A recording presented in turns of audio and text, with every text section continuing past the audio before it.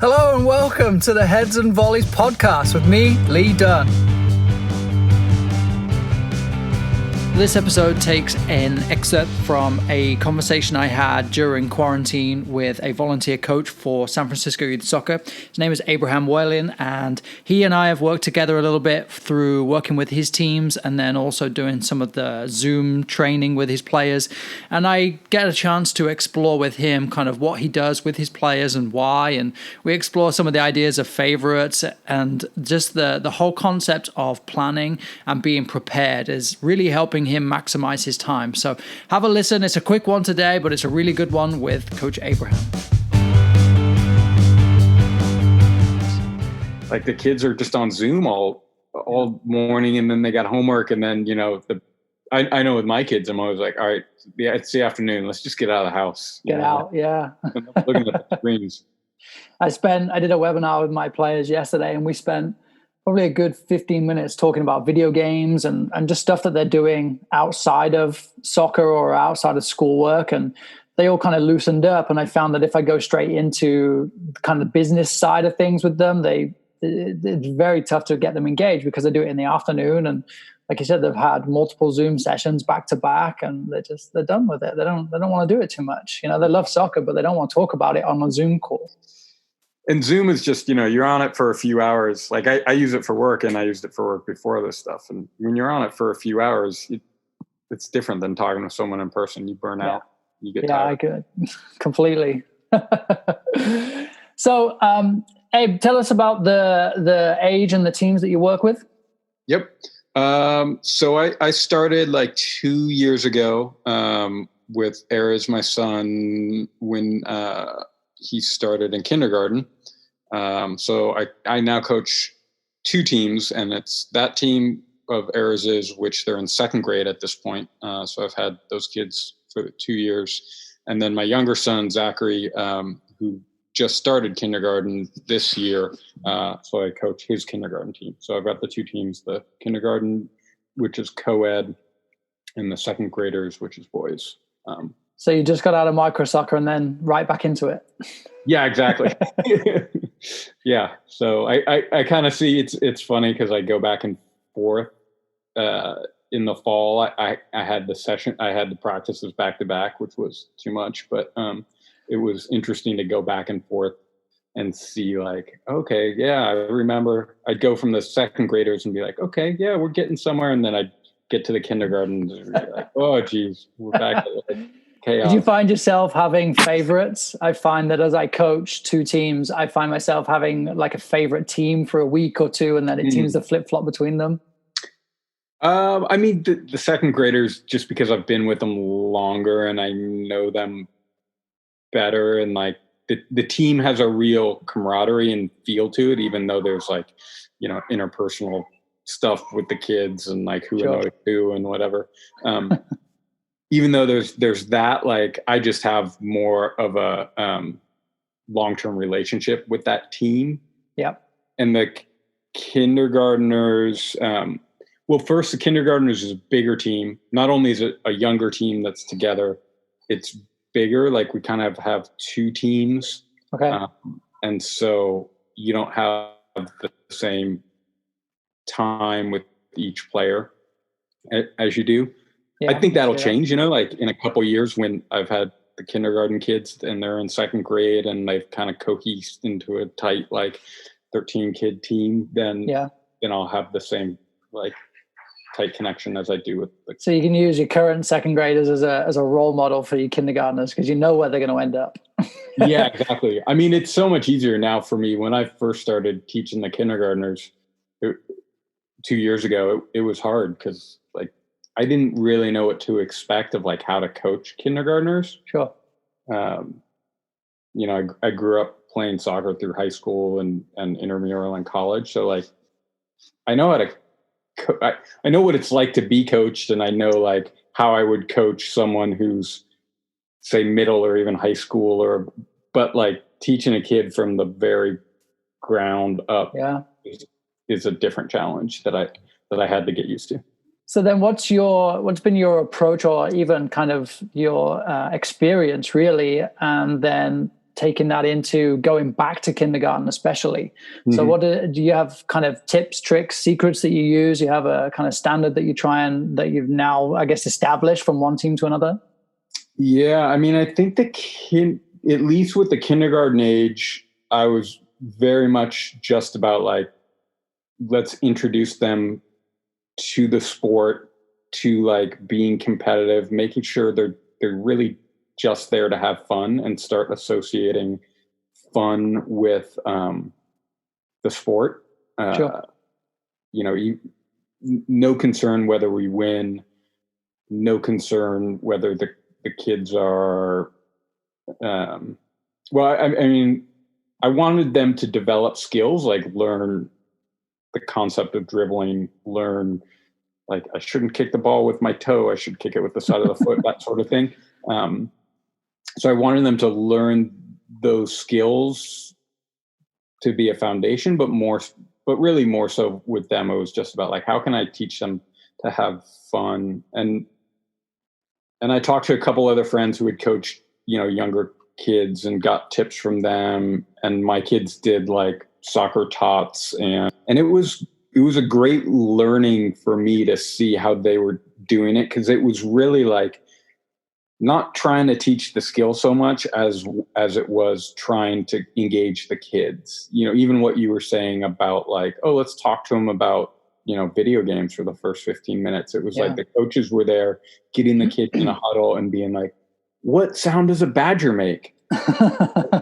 Okay, we're going to be badgers. And like one of the drills I used with the kindergartners I got from them, which was like, set up cones about a soccer ball's width apart and be like, that's a dam over there.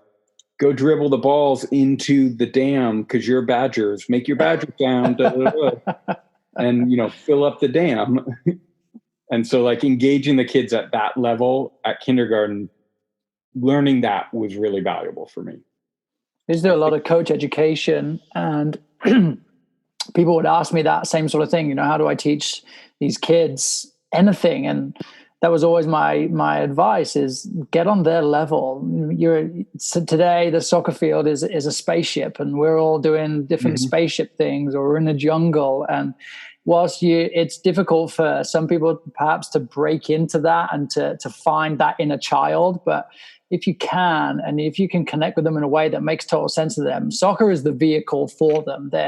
They are active, they're having fun with the ball, and even things like using hands, and especially in some of the really fundamental soccer sessions, and introducing the concept of moving around with a ball is done often with hands first, and then it's on feet, because they've already got the idea of moving with the ball. And I think sometimes people take on a coaching role, quote unquote coaching, and they think that suddenly they need to create this team that's going to play 4v4 or 7v7 and be able to keep the ball and score goals. And it's a completely different world for them.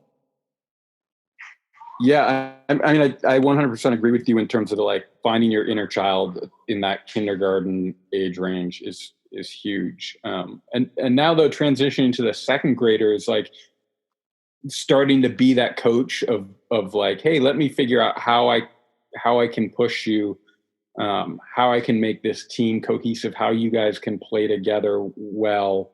Cause like they're competitive enough now where they will get down on each other or themselves if they lose. If they play well and they lose, they're fine. But if they feel like they're getting run out the building, run off the field. And so like building those skills and being the coach of like, hey, this is why we're learning this. This is why, it's not an individual game, and you can't just try and dribble through the whole team, and like actually getting to more, I think, what you think of as coaching starts to come in play. Sure. And the kid stuff actually doesn't quite work as much anymore. Like I can't be like, for second graders, I can't be like, you're squirrels, and these are your nuts, and go put them in the goal, which is your hiding place. Like they don't look for that as much. Well, especially if they've had you for 2 years now, they already know all those tricks. Yeah. So then how do you set up for a season, even with second graders? What is what's your approach? Do you have like a I guess, a style of play? Do you have something that you try and implement in a specific way, or do you focus more on the individual? How do you set up for a season? It was helpful to go through the U.S. soccer training for 7v7 or whatever I was required to do at the beginning of the year, or over the last summer, just to see the way they structure it and think about teaching kids in terms of like, here are the 4 phases of the game, really trying to emphasize the creating game-like situations as much as possible. So I guess I took a lot of that, whereas the kindergarten stuff was like me always going around like, what kind of games can I find that help teach the basic skills for the first 2 years? Can I find a game that's going to help them learn how to dribble? Can I find, an animal analogy that's going to teach them how to kick the ball with the inside of their foot? Now it's like, okay, can we get these guys thinking more strategically about how to play the game, because the field suddenly got bigger and the competition's getting stronger. And so, yeah, I guess that training stuff, I used a lot of it, not verbatim, because I didn't find that it transferred perfectly, because second grade, they were still not quite disciplined enough to follow everything.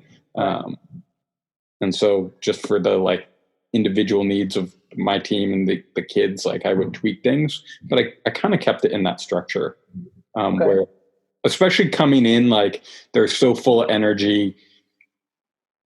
One thing that was really valuable was when they show up at the field, they're so full of energy and they don't want to sit there and listen to you lecture them.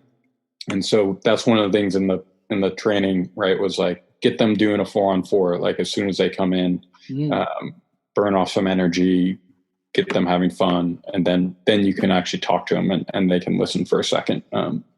That's so valuable too, because you consider why they're at practice. They're there to play soccer. And I mean, they don't have a choice because the parents are taking them, but they could have a fit if they wanted to and probably get taken home, but they're there to play soccer. And so it's one of the best things, the whole idea of play. As soon as they get there, that's what they're there for. And they're in this environment where they're just instantly playing. It's so rewarding for them. You talk about the idea of kind of curbing the excitement that they're full of energy, they're wired, they're with the friends, they've been told to behave all day in school. Mm-hmm. And now they get out into a space where they can be free, quote unquote, and now they can just go nuts and play. And that it only takes a few minutes before you can really get into them in terms of beginning to build this idea of an understanding of what they do in the moments of the game or certain aspects. And so let me ask you, do you have like a structure that you have for them? So if we are in attack in this part of the field, we try and do this, or is there like an understanding that they have in different areas and moments of the game? Yeah, I guess I base a lot of the structure around teaching them, or I have over the last year around teaching them the positions. So maybe like a typical week, I will have sent out to their parents in an email the positions they're each going to play that week. Okay. And a lot of times they stay the same, like 2 or 3 weeks in a row. And I might have even sent out like, hey, we're going to work on a drill, this type of drill. So show, and I'll have found a YouTube video or something of it and show your kids, if you can, this before we get to practice. So they should, at that point, when they show up at the field and practice, they know what position they're playing. Okay. And I have the bibs with the position with just like duct tape on it, so if some bibs have an F on it, some have the, CM, center mid. And so they get there and they put that jersey on. Then we go into the 4v4 setups. And then usually we're like, me and the other coach that coaches the team, we're often then splitting the kids up, often by defense, like, hey, midfielders and forwards, go to Coach Justin. You guys are going to work on throw-ins or something. Defense, come with me. Defense and goalies, come with me. We're going to work on goal kicks. A lot of times we've been doing working on set plays for 10 or 15 minutes because we found that a lot of goals get scored off of those, or you give up a lot of goals off of those, like goal kicks. And so we might work on that, and that both helps teach them the position that they're playing, where to be setting up on that set play, and creates a game-like situation. So we'll do that for 15 minutes, and then maybe the last half hour we'll just do a big 7v7 game. So that's the basic structure. Start with the 4v4, let them run in that, have them in positions, do some set play work, and then 7v7. You find it makes a difference having an assistant coach too? Yeah, I mean, I'm really lucky.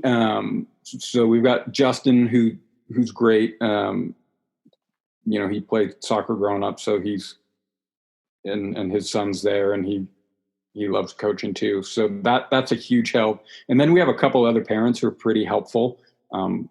Even if they're not actively coaching, they're helping set up or break down the field.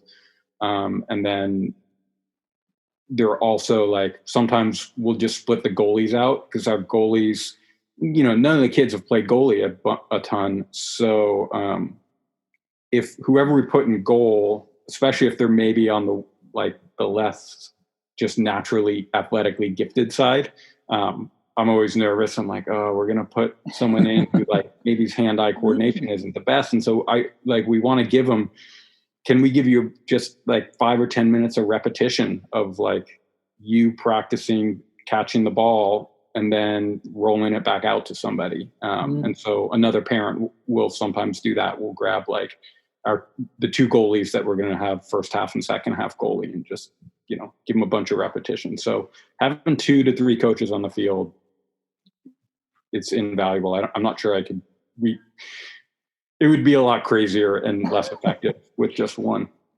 You make a good point about having that support too, because often we talk about sessions only being an hour. Sometimes people have a second session if they can, but typically in the city, it's one practice a week for 1 hour, maybe a little bit more if they're a little older, but really maximizing that hour by doing things like that, of dividing it and conquering, if you like, and having a goalkeeper get them some experience, because a goalkeeper is a really tough position to learn to play, because the margin of error, if you make a mistake, it's done. It's all your fault. Yeah. And so giving them that experience and that kind of special one-on-one can only make them feel empowered in a way. Mm-hmm. And then the same with the rest of the players. They know what's expected, and they know what to expect at the coming weekend too. And I think that's a really powerful way to run your practice. And I think that's something that everybody should know about. I think is really, really valuable. Yeah, the position stuff is huge because they do, like you're saying, they have an expectation of what they're supposed to do each week, whether that's at practice or in the game. They get there and they're like, yep, I know what my role is, and I can try and execute against it. Whereas when we weren't doing that, just to take the 5 minutes to explain or put more structure in place of hey, this is where you guys are going to be, that eats into your time. And